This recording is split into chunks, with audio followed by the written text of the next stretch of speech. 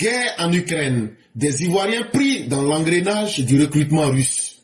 Quand on vous dit que la guerre en Ukraine, là, quand on a parlé des Camerounais, les Ivoiriens disent « Oh, c'est vous ». Quand on a parlé des Kenyans, « Oh, c'est vous », des Bouki, ou même des Mabouliens, ou même des Tunkia. Mais il y a beaucoup d'Ivoiriens aussi dedans. On va vous parler aussi des plaies Ivoiriens. Là. Depuis le début de la guerre en Ukraine en février 2022, plusieurs ressortissants africains, dont des Ivoiriens, se retrouvent engagés dans les rangs de l'armée russe, attirés par des promesses d'emploi, de salaires élevés ou d'opportunités d'études. Certains découvrent trop tard qu'ils sont enrôlés pour participer au conflit qui oppose Moscou à Kiev. On a beaucoup parlé de ce sujet, donc je vais aller rapidement. Tous les détails qui font que les gens, ils arrivent à prendre les gens là. On vous a déjà donné tous les détails. Selon plusieurs sources, environ une centaine d'Ivoiriens ont ainsi été recrutés pour combattre aux côtés de l'armée russe. Donc ce qu'on va vous dire aujourd'hui là, dans les Africains, parmi les Africains qui s'en vont combattre en Russie là, s'il n'y a rien, au moins c'est au moins 100 Ivoiriens. Il y a effectivement des Ivoiriens dedans. Beaucoup sont partis avec l'espoir d'améliorer leurs conditions de vie, sans mesurer les risques réels d'un conflit devenu de plus en plus meurtrier en Europe depuis la Seconde Guerre mondiale. Depuis la fin de la Deuxième Guerre mondiale, s'il y a une guerre qui a tué l'homme en Europe, c'est la guerre Ukraine-Moscou. Aujourd'hui, là, nos frères ivoiriens se retrouvent sur ce champ de guerre. Et pourquoi ils sont allés là-bas? Parce que eux là, comme on le dit au pays là, ils ont longs yeux. Ça, c'est les Ivoiriens seuls qui peuvent comprendre ce qu'il dit. Quand on dit que quelqu'un a des longs yeux là, ça veut dire que la personne veut plus que ce qu'elle mérite ou ce qu'elle a. Ils vont là-bas avec l'espoir que ça va changer leurs conditions de vie. Mais en allant là, ils ne savent pas dans quel risque ils se mettent. Une enquête publiée en février 2026 par l'association européenne All Eyes on Wagner, Impact, intitulé Le business du désespoir, révèle l'existence d'un système de recrutement de combattants africains pour la guerre en Ukraine. Le rapport de 73 pages recense au moins 1417 ressortissants africains engagés dans les forces russes depuis 2023. Donc, il y a une association européenne qu'on appelle All Eyes on Wagner. Eux, ils ont fait un rapport, ils ont fait un papier, un document, ça fait 73 pages. Dans les 73 pages là, ils disent depuis 2023, ça veut dire les 2 dernières années, 2023, 2024, 2025 là, ils disent il y a au moins 1417 Africains, toutes nationalités confondues, qui sont dans l'armée russe en train de combattre. Parmi eux, 316 auraient déjà perdu la vie, tandis que plusieurs autres sont portés disparus. Ces chiffres pourraient être bien plus élevés selon les auteurs de l'enquête. Les contingents les plus importants proviennent d'Égypte, du Cameroun et du Ghana. La Côte d'Ivoire apparaît plus loin dans le classement, mais plusieurs dizaines de ressortissants seraient néanmoins concernés. Et parmi les Africains qui sont partis là, il y a au moins 316 qui sont déjà morts. Et il y a plusieurs, eux là, on ne sait même plus ce qu'ils sont devenus. Ça veut dire, même morts, on ne peut pas leur coller parce qu'eux, ils ont disparu complètement. Maintenant, l'enquête dit que les pays qui donnent le plus de personnes là, c'est l'Égypte, le Cameroun et le Ghana. Mais, il y a la Côte d'Ivoire aussi dedans. Il y a au moins une centaine d'Ivoiriens qui sont là-bas. Mais qu'est-ce qui leur fait penser?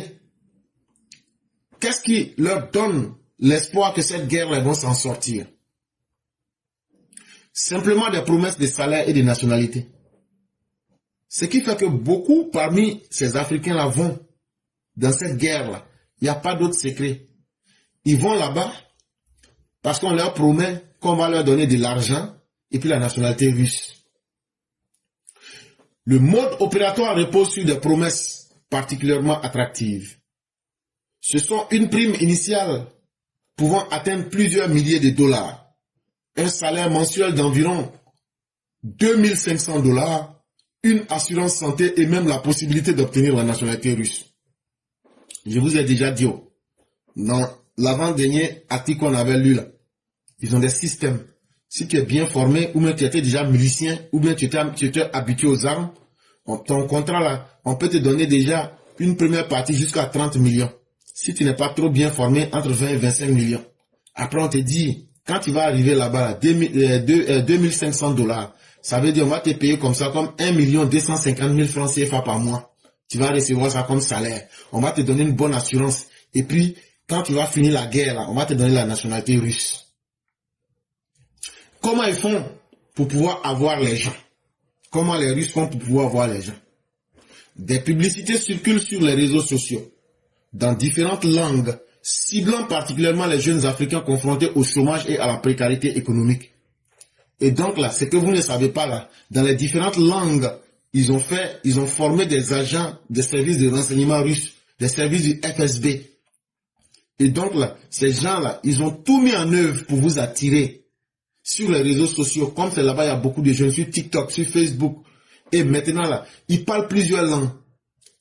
Quand ils ciblent un pays, les langues les plus parlées là, en tout cas, ils mettent tout en place. Et c'est qui ils recherchent? Les jeunes Africains qui sont dans le chômage. Les jeunes Africains qui n'ont pas les moyens. Des sites internet dédiés et des groupes sur Facebook, Telegram ou WhatsApp permettent d'entrer facilement en contact avec les recruteurs. La communication se présente souvent comme cette opportunité, une manière de changer, entre parenthèses, sa vie, sans évoquer la réalité du front ukraino-russe. Et là, c'est sur Facebook, sur WhatsApp, sur Telegram, sur TikTok. Ils ont des sites là-bas où vous pouvez les contacter facilement. Ou mieux eux-mêmes là, ils vous lancent des informations. Et comme ça, ceux qui ont longs yeux là, on te dit non, il faut venir. Ça là, voilà l'opportunité ici. On va changer ta vie. Mais on ne te dit jamais ce qui est derrière changer de vie là. L'enquête révèle également plusieurs canaux de recrutement. Certains combattants africains déjà engagés publient sur les réseaux sociaux des images de leur quotidien en Russie. Il s'agit de selfies en uniforme, de visites touristiques ou de messages vantant la camaraderie militaire. Ces contenus contribuent à créer une image séduisante qui incite d'autres jeunes à tenter l'aventure. D'autres filières passent par de fausses offres d'emploi dans les secteurs industriels et agricoles. Maintenant encore, qu'est-ce qu'ils font? Les jeunes Africains qui sont déjà au front là-bas, là, on leur fait faire des vidéos pour faire croire que tout va bien et que c'est tellement intéressant, c'est une belle opportunité. Et quand tu es peut-être béninois, on peut te parler en bassa, ou bien si tu es ivoirien, on peut te parler par exemple en baoulé, en djoula. En tout cas, tout ce qu'on peut faire pour toucher ton esprit, pour te rendre cette idée-là belle, pour t'attirer là. Tu les vois, ils sont en uniforme, ils sont en selfies, ils te disent que non, actuellement même, ils sont en visite touristique dans un coin, on te montre des images, comme si tout était bien, et quand tu es dans l'armée russe, vraiment, les Russes sont gentils, c'est la camaraderie. C'est ça qui attire beaucoup de personnes. Maintenant, il y a une autre manière. D'autres filières passent par de fausses offres d'emploi dans le secteur industriel et agricole. Maintenant, il y a d'autres sites, eux là, ils disent comme actuellement en Russie à la guerre là, eux cherchent des gens pour travailler dans leurs usines et puis dans les champs. Donc, c'est ce qu'on te dit.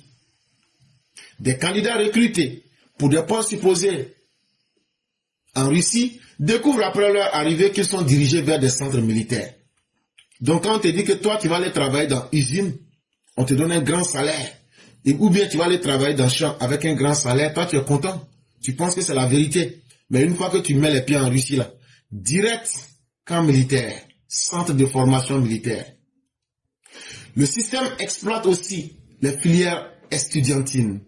Des jeunes Africains arrivant avec un visa d'étudiant se retrouvent confrontés à des difficultés administratives ou financières et voient dans l'engagement militaire une solution rapide.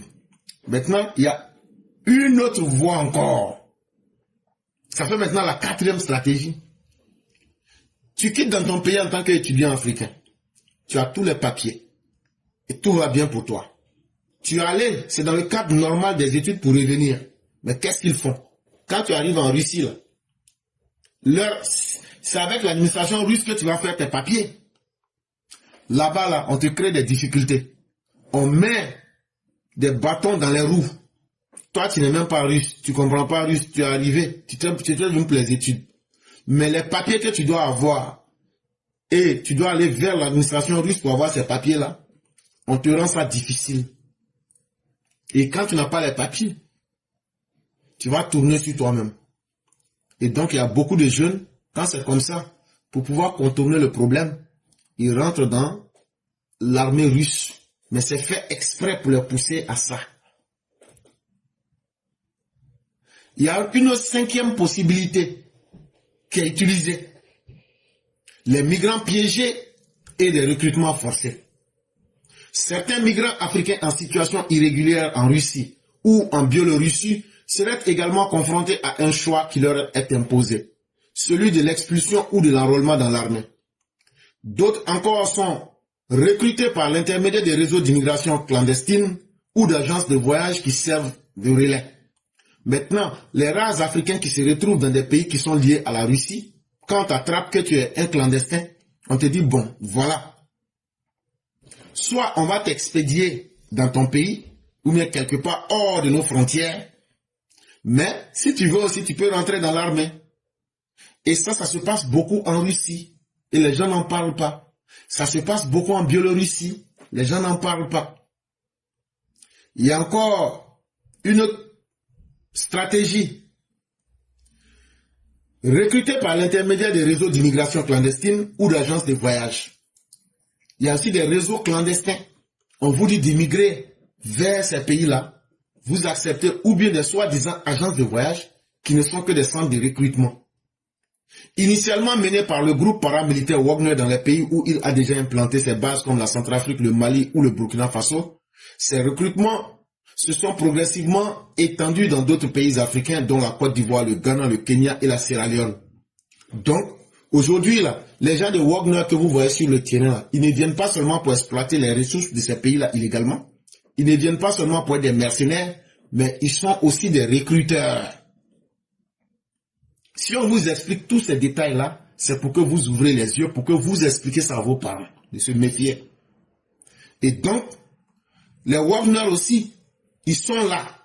On avait déjà vu ça en Centrafrique, recruter des gens au Mali, au Burkina, mais maintenant, ils sont aussi en Côte d'Ivoire, au Ghana, au Kenya et en Sierra Leone. Quand ils prennent les jeunes là-haut, c'est pour aller faire quoi? C'est pour aller les transformer en chair à canon. Ça veut dire quoi? C'est pour aller les mettre là où ils ne veulent pas mourir là. On s'en va mettre les jeunes là-bas pour qu'ils n'ont qu'à tuer les jeunes là. Il n'y a pas, gros français là, il n'y a pas de bénéfice dedans. Si on dit les choses simples là, tout le monde comprend.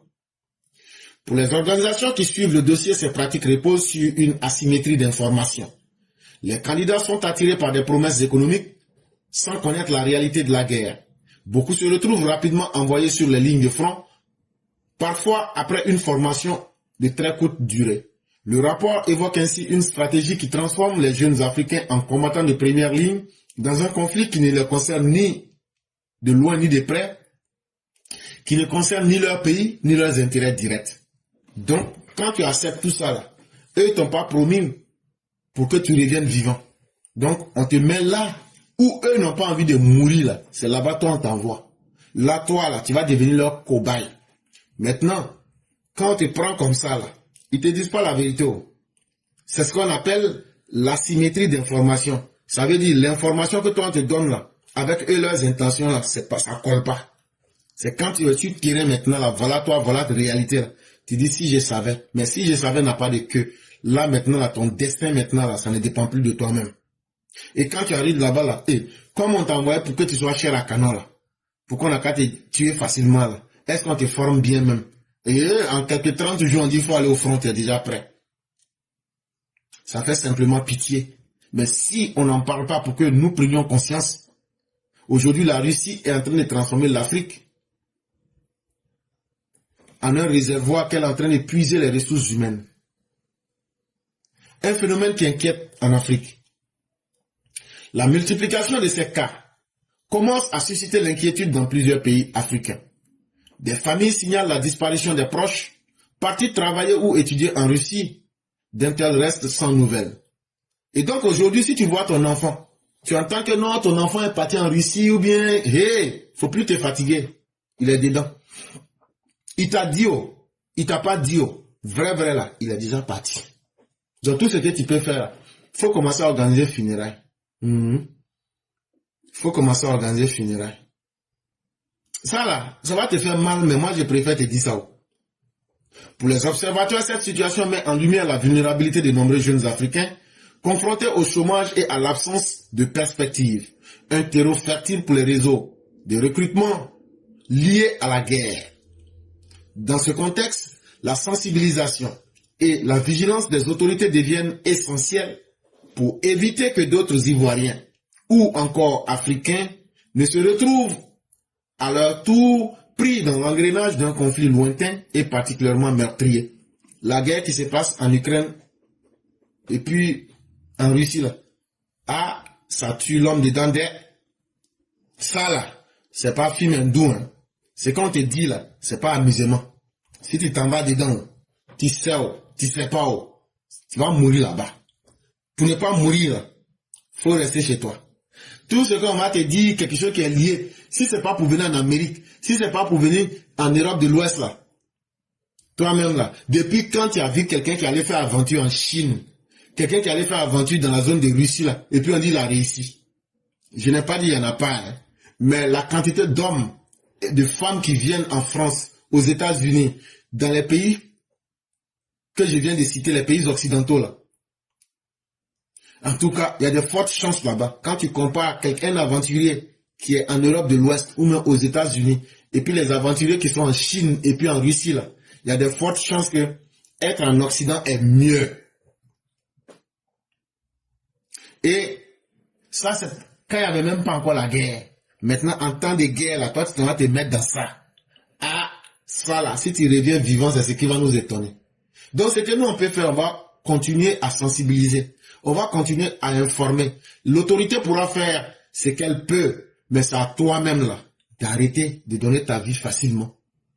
C'est vrai, tu es au chômage. C'est vrai, tu te dis quel sera mon avenir. C'est vrai, tu es dans le désespoir. Mais cela ne veut pas dire qu'il faut aller t'offrir à la mort.